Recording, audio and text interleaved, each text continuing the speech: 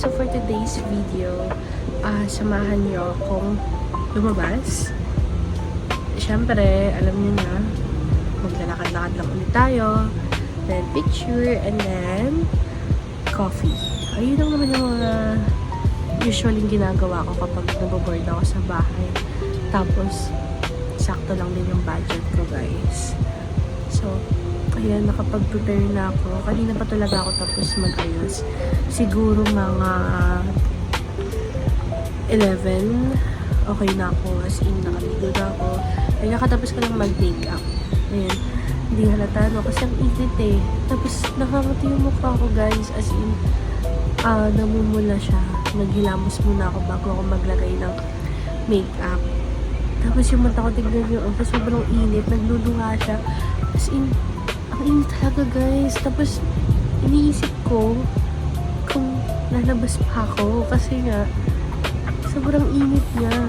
As in, kaso, ang init din kung nandito ako sa bahay. Yung singaw ng hangin. Kasi nisipon pa ako. Sinubo. Diba? So, ayun lang. And, maghahanap ako. Actually, di pa rin ako nakakahanap kung saan ako. Ang dami ko pinag-iisipan. Pero, parang, sa sobrang init, gusto ko na lang mag-mall. Kasi ang init. Gusto ko talaga ng aircon, guys. Actually, day off ko. And today is Saturday. And 4 days ako naka-day off. So, Saturday, Sunday, Monday, Tuesday. Wednesday na ang balik ko. So, ayun. And samahan niyo ako. Coffee. Grabe yung itsura ko. So, ayun. Maghahanap pa ako, guys. Kung saan ako pupunta. Then, sasabihin ko na lang ulit later kung nasaan ako. Okay? Let's go! So today, guys, dito ako napadpad sa Makati na naman. And ayan, naghihintay ako ng Move It para magpunta sa May Salcedo Street. By the way, guys, nag-commute lang ako. FX yung sinakyan ko papunta dito. And ayan, nakasakay na ako sa Move It, which is 50 pesos lang naman papunta.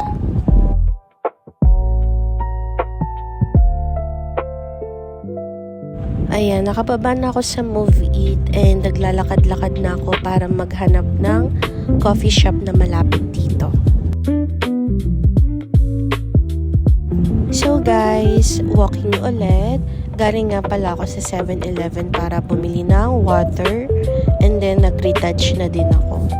Alam nyo ba, bala ko pang magpunta sa may Salcedo Market ba yun every morning, but close na sila.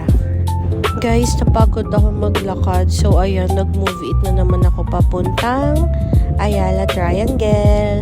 So, nakita ko na mayroon silang mga binibenta dito. Like yung parang market. So, naisip ko na dito na lang muna ako tatambay, guys, and magpipicture. Hindi na din ako magpa-coffee kasi anong oras na. So, samahan nyo na lang akong bumili ng makakain ko at maiinom.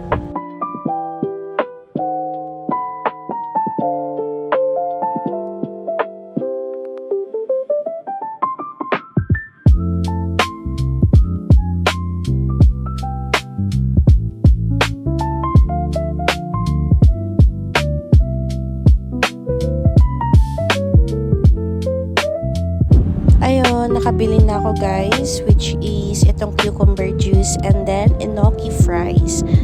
Hindi na ako masyadong namili ng foods kasi sobrang busog pa ako. Bago kasi ako umalis is kumain na muna ako. So, ayun na lang yung mga binili ko. So, that time, naghahanap na ako ng mauupuan kung saan ako pwedeng mag-video, mag-picture at mag-senti-senti.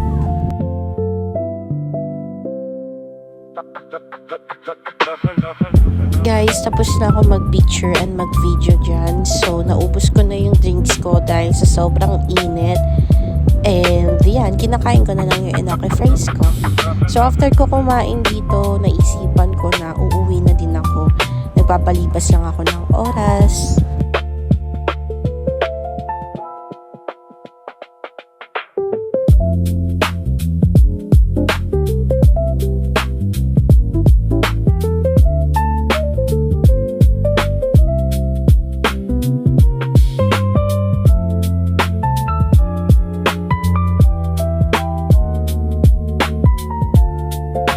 Ayan siya guys, may pa-event din siya dito. So, kaya siguro may mga market dahil dyan sa event na yan. So, tapos na akong kumain and uuwi na ako. Ayan, sobrang nabusog ako guys. So, hindi ko pa nauubos yung inoki ko kasi bala ko sa bahay ko na lang siya kakainin. And guys, ayun lang. Sa susunod na punta ko dito sa Makati, make sure ko talaga yung mga dapat kong puntahan na and lalo na yung spots para hindi ako nagpapaikot-ikot dito. So, I hope nagustuhan nyo tong video para sa isang babae na sinasanay ang sarili maging mag-isa at gumastos ng tipid. Gumastos ng tipid. Bye-bye! Ayun lang. Thank you for watching.